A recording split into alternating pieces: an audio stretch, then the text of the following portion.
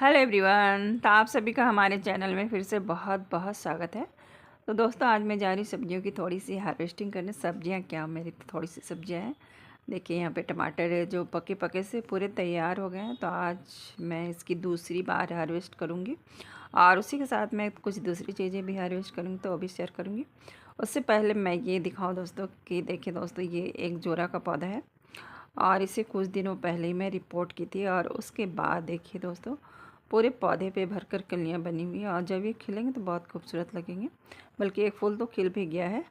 और इधर देखिए डहलिया का पौधा है, तो इसमें भी मैं कटिंग करी थी और उसके बाद इसमें थोड़ा खाद वगैरह डाला था। तो देखिए इसमें कितनी अच्छी कलियां बनने लगी है फिर से। तो आप लोग भी अगर ख़राब हो गया है डहलिया का पौधा तो इस तरह से कर सकते हैं, कटिंग कर दीजिए फूलों को और थोड़े खाद वगैरह डाल दीजिए। तो फिर से देखिए बहुत सारी कलियां बनेंगी और देखिए नए ब्रांच भी आ रहे बहुत सारे। तो फिर से आपके गार्डन में ये खिलने लगेंगे और अभी मुझे लगता है अभी खिलेंगे इसमें। बस इसमें थोड़ा सा वर्क करते रहना। और ये देखिए दोस्तों, यहाँ पे आलू है। तो ये अभी तैयार नहीं हुई क्योंकि मैंने थोड़ा देर से लगाया था, मेरे पास अंकुरित थी तो मैं लगा दी थी। और ये देखिए ये है पालक, तो उसके बीज बन गए हैं, तो ये तैयार होंगे तो मैं तोड़ूंगी। और ये है प्याज का साग, तो इसमें भी बीज बन गया है दोस्तों।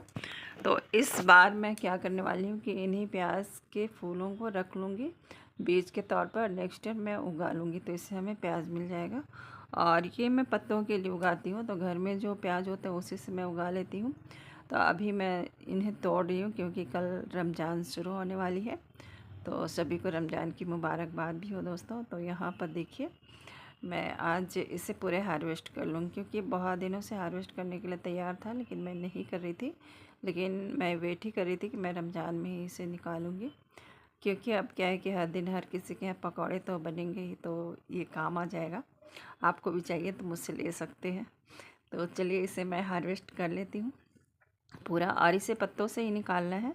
और दोस्तों, अगर हम लोग प्याज से ही प्याज साग उगाते हैं तो मेरे तो उतने अच्छे फल नहीं आते हैं, लेकिन मैं खासकर पत्तों के लिए उगाती हूँ क्योंकि पत्ते हमें चाहिए होते हैं। कभी ना कभी कभी सब्जियाँ भी बना लेती हूँ, ज़्यादा होते हैं तो सब्ज़ी बना लेती हूँ, नहीं तो पकौड़े में डाल देती हूँ। तो चलिए इन्हें हार्वेस्ट कर लेती हूँ। तो देखिए हमने इतना हार्वेस्ट कर लिया है, तो अभी एक सप्ताह से ज़्यादा ही चल जाएगा, बहुत सारा है। तो इस तरह से मुझे मिल गया।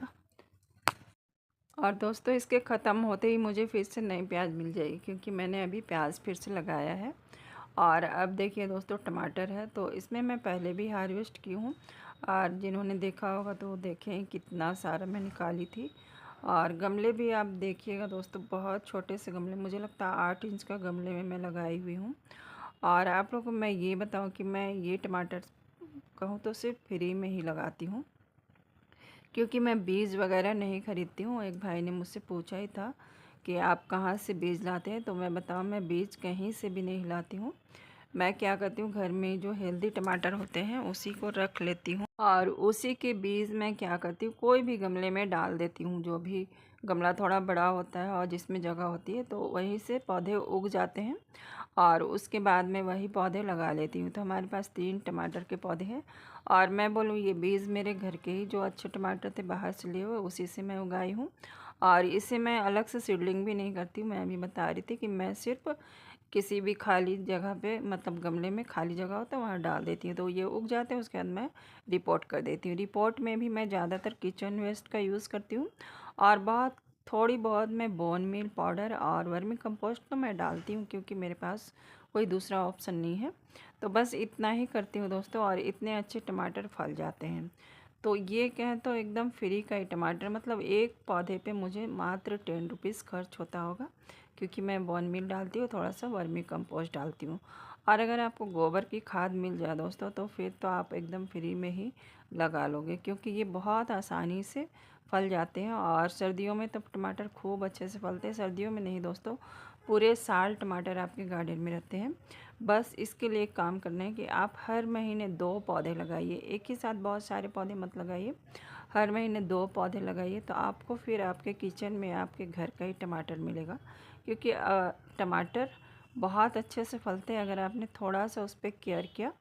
जैसे हर 15 दिन में आप थोड़ी वर्मी कंपोस्ट डाल दीजिए या कोई लिक्विड फर्टिलाइज़र डाल दीजिए तो ये फलते रहते हैं। लेकिन खासकर ध्यान दीजिएगा कि पोटासियम और फास्फोरस वाली खाद होनी चाहिए, थोड़ी नाइट्रोजन वाली भी होनी चाहिए, क्योंकि बिना नाइट्रोजन के पौधे हरे भरे होंगे नहीं तो फिर पौधा में फल भी अच्छे नहीं आते हैं। इसीलिए बस आपको खाद डालना है तो उसमें नाइट्रोजन के साथ पोटासियम और फास्फोरस का ध्यान रखना है।